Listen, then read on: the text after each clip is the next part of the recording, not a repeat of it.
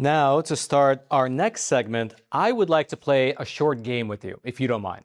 Up on your screen are 4 options. You have snakes, lions, mosquitoes, and sharks.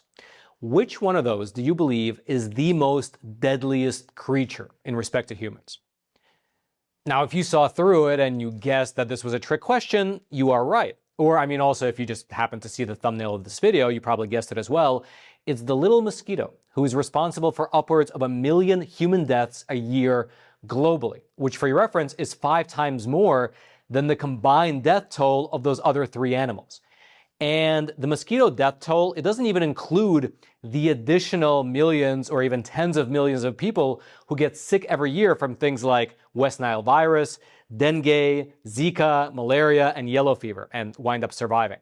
So given these numbers, you would assume that a new initiative by Google, of all companies, to help eradicate the population of deadly mosquitoes here in America sounds like great news. And it is great news. However, the way that they're going about it doesn't sound so appealing to many people who hear it. That's because Google's Debug Program, as they're calling it, it involves releasing upwards of 64 million specialized mosquitoes into Florida and California. Their plan is to basically release 16 million mosquitoes per year over the course of the next 4 years, which sounds diabolical, but there is a method behind the madness. And the method is described fairly well on their website, which is also a well-designed website, and it says the following, quote, "We're using an idea that's been around since the 1950s. It's called the Sterile Insect Technique, and it has worked on other kinds of bugs, like fruit flies, screwworms, and codling moths. The idea is simple. Raise sterile males and release them into wild insect populations. When a wild female mates with a sterile male, her eggs won't hatch. The population gets smaller with each generation." Now, the Debug Program is run by Verily Health. A little background on them. They started as an internal moonshot division inside of Google called the Life Sciences team. They were formed all the way back in the year 2012, and their first project was a contact lens for diabetics that could monitor their glucose levels through their tears instead of having to prick their finger. Eventually, though, in 2026, this year, Verily became an independent corporation, but to this day, Alphabet remains a major investor in it. And their mosquito program is actually a direct product of Google's internal engineering and biotech incubation, meaning it is fair to say that this Debug Program is a Google initiative. Now, how exactly this process is supposed to work is laid out fairly well over on their website, and so let's go through it step by step. There are 6 steps in total, with step 1 being find a way to raise sterile male mosquitoes. And from the way that it's written, it sounds like they haven't yet fully realized this step, but they do have a method in mind that they believe will get the job done. Quote, "We're working on a number of methods to raise sterile male mosquitoes. One approach we're testing is to use mosquitoes infected with a naturally occurring bacteria called Wolbachia, which is present in many insect species, including some mosquitoes. This bacteria makes the mosquitoes unable to breed with wild mosquitoes, which don't have Wolbachia, so we can raise and release sterile males to mate with wild females. This approach to mosquito population reduction has been tested in small-scale trials around the world since the 1960s, with many more studies starting in the past few years." Those studies that they're referencing, by the way, they come from disparate places, including French Polynesia, Kentucky, Singapore, as well as China. And just for your convenience, I will throw the links to all those relevant studies. You'll be able to find them down in the description box below this video, which I'll mention, of course, is that same description box right below those like and subscribe buttons, both of which I hope you smash so this video can reach ever more people via the algorithm. Thank you so much for that. All right, just to pause here for a super quick moment.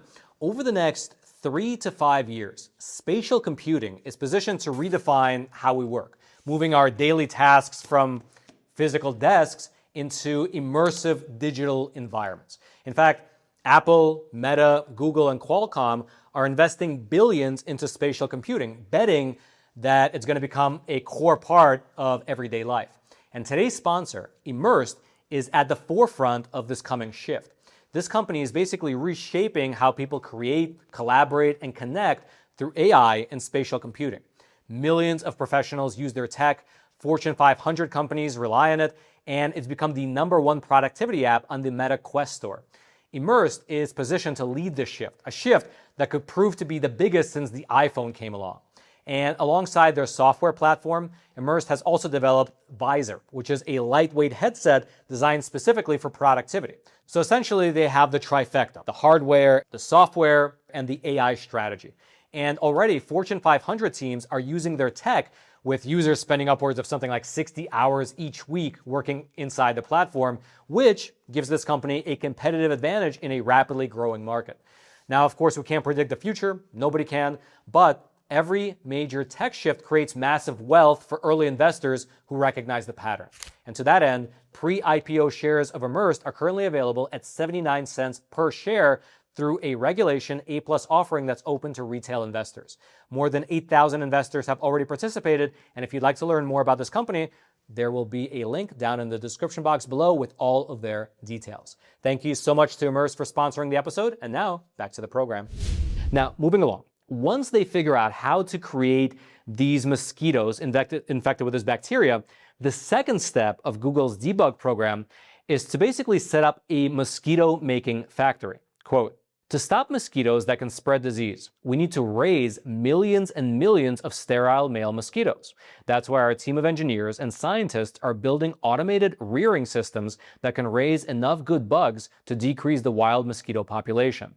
Then, once they have millions or potentially tens of millions of these, what they're calling good bugs, which are really just these infected mosquitoes coming off the production line, the third step will be to separate them into male and female silos. Quote, "Male mosquitoes can't bite, so they don't spread disease. That's why we'll only release males. Separating male and female mosquitoes is currently a slow manual process. We're developing new technologies that combine sensors, algorithms, and novel engineering to take advantage of unique aspects of mosquito biology to quickly and accurately sort males from females."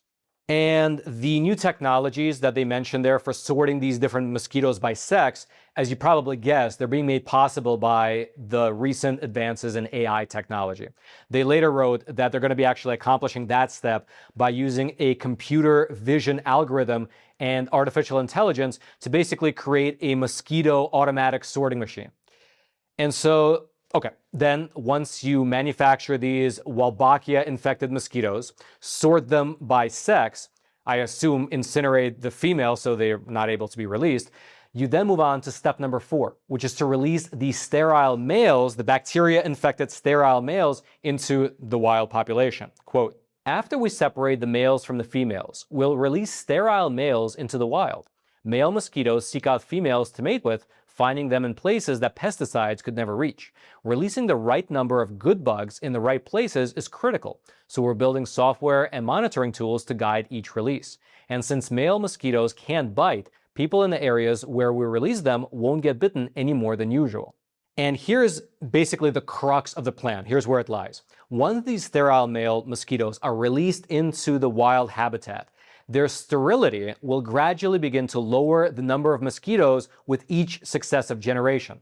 Here's how this is described in step number 5. Quote, "When a sterile male mates with a wild female, she'll still lay eggs, but because those eggs won't hatch, the next generation will be smaller.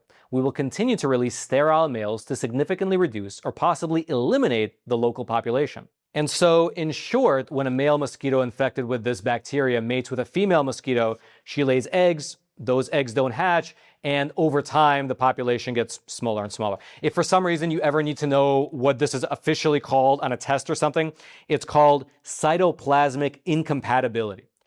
And so that's pretty much it. Over time, the idea is that the mosquito populations in both Florida and California, where this is going to be tested, will gradually decrease over time. And the last step, step number 6, is described as basically a monitoring and repeating process, keeping an eye on the project, seeing if the local mosquito population is really reducing, and adding more sterile mosquitoes as need be. Quote, "We need to monitor where bad bugs live and how quickly the population size changes before, during, and after we release sterile male mosquitoes. Even if we eliminate bad bugs in an area, they could still come back without proper monitoring and targeted releases. That's why our engineers and scientists are developing new sensors, traps, and software to better determine which areas need to be treated and retreated." And so that is the plan. And as you can tell from their description, there appear to still be a few technical bugs to work out in the process, but the overarching method is as such. And in theory, over several mosquito generations, the mosquito population should really plummet in these areas in Florida and California where these ecological tests are going to be conducted. And a couple of other things here. Firstly, if this whole plan sounds strangely familiar to you, that might be because this has actually been tried several different times before, and actually in several different iterations. For instance, there was a British company called Oxitec that was funded in part by the Bill and Melinda Gates Foundation. We reported on them many years ago. And what they did was they released genetically modified mosquitoes into several places in Asia, South America, Central America, as well as Africa. And their concept was a little bit different because they were actually genetically modifying the male mosquitoes with a gene that would kill off any female offspring before the offspring reached adulthood. So that was one plan, basically a GMO mosquito release. But even this type of a plan, which is releasing Wolbachia-infected mosquitoes, it's also been tried before to relative success. In fact, the same team based out of Fresno County, California, working on this Wolbachia project, they actually tried this 8 years ago, back in the year 2018, and they wrote a piece in Nature magazine describing their results. Quote, "In 2018, we released 14.4 million males across 3 replicate neighborhoods encompassing 293 hectares. At peak mosquito season, the number of female mosquitoes was 95.5% lower in release areas compared to non-release areas, with the most geographically isolated neighborhood reaching a 99% reduction." 99% less mosquitoes is not bad. Likewise, the Debug Group previously ran a similar project over in Singapore, and according to their blog post on the results, releasing mosquitoes in parts of Tampunas town in Singapore, quote, "achieved a greater than 90% reduction in mosquito population, resulting in 65 to 80% reduction in dengue cases." And so frankly, it looks like the technique does work. However, at this point, I'm sure the big question that a lot of you are wondering is, what could go wrong? And it's true that looking through historical records, while it really does seem like this sterile insect technique is pretty solid, and it's widely believed to be better than just blasting an area with pesticide chemicals, it is not foolproof. Firstly, is the reliance on this new AI system. If for some reason the male-female sorting process is not perfect, even a small number of females released amongst the sterile males, it can basically lead to the local biting population of mosquitoes being bigger, and that would lead to more disease transmission in the short term as the mosquitoes are slowly dying out generation after generation. And so that AI system really has to be doing its job well. Secondly, though, there's also the risk of basically ecological whiplash when a pest like the mosquito is eliminated from a geographical area. And just as that debug team alluded to, and I think step number either 6 or 5 in their description, this has happened before. Back in the 1950s, the flesh-eating screwworm fly was causing annual losses of something like $200 million to American meat and dairy farmers. And so, 2 scientists, they developed the sterile insect technique for the fly, and over the course of just a few decades, it was completely wiped out. The screwworm basically was completely wiped out here in America. But 60 years later, in the year 2016, there was a screwworm detected in the Florida Keys. By that point, the screwworm had become extinct in that area for so long that local wildlife populations lost all of their adaptations to that parasite, and they had absolutely no natural resilience to it. And so this wound up leading to a brutal and rapid infestation that killed over 130 endangered deer before the sterile insect technique could be ramped up once again to stop the screwworm. And so there are some risks involved. And basically, you gotta really iron out step number 6 and monitor the situation, looking out for any comebacks. That's, I guess, the sacrifice you have to make when you play God with the environment like they are doing here. And so yeah, that's what's happening. Google and their partners have already released upwards of 1 billion mosquitoes across 4 different continents. However, this new project would be the biggest operation that they've undertaken here in the United States. And again, just for your reference, their plan is to release 16 million mosquitoes per year over the course of 4 years in Florida as well as in California. Let's see how it goes. If you'd like to know more about either this specific operation or past operations like it, I will throw the links to my research notes. They'll be down in the description box below. And then lastly, I'd love to know your thoughts, because to me, sounds like a good technique, but at the same time, you know, human wisdom is limited. So it's always like, it sounds like a good technique and you can kind of see it working well and working better than pesticides. And mosquitoes are annoying. They kill people, they transfer diseases, but you do have to wonder what are the third, fourth, and fifth order effects of doing something like this. I've read a report before that the mosquito is this weird sort of insect that if you wipe it off the map, apparently there's no negative effects at all to the environment. Allegedly, that's what I read in a paper published I think something like 10 years ago. There was a paper published saying that if you just kill off the mosquito, it literally has no net negative effects. But that paper was also published by humans, so the wisdom is limited. Let me know your thoughts if you think this is a good idea, and yeah, otherwise, smash those like and subscribe buttons if you haven't already. And then lastly, I'll mention it again. I mentioned it in the previous episode, but over at the Epoch Times, we recently published a phenomenal documentary film sort of broaching the subject of the new scientific field of near-death experiences. Basically, it's a great documentary where we sat down with people who literally died. Like, they were brain dead, they had no pulse, they had no breath, no signs of consciousness, just they were clinically dead. But eventually they were resuscitated and they came back to life.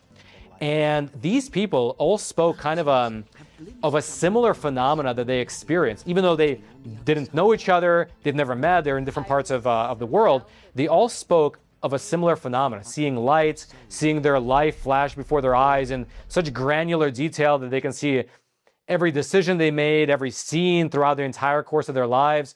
It's a phenomenal documentary, and it really kind of delves into this new, I guess you would call it, because it is a scientific field, because you really are talking to people who have experienced this. But it's an interesting scientific field because it's a very sort of subjective experience. There's nothing you can really measure in this respect, but but you can talk to the people, and when they tell you the same story over and over and over again, I guess you can look for patterns and sort of start to piece together something. I don't know. It's just a phenomenal documentary, and it definitely broadened my view, and it might broaden yours. So check it out. The link to it will be right there at the top of the description box below. Just click on it. It'll take you over to the Epoch Times where you can watch it right away. And then until next time, I'm your host, Roman from the Epoch Times. Stay informed. Most importantly, stay free.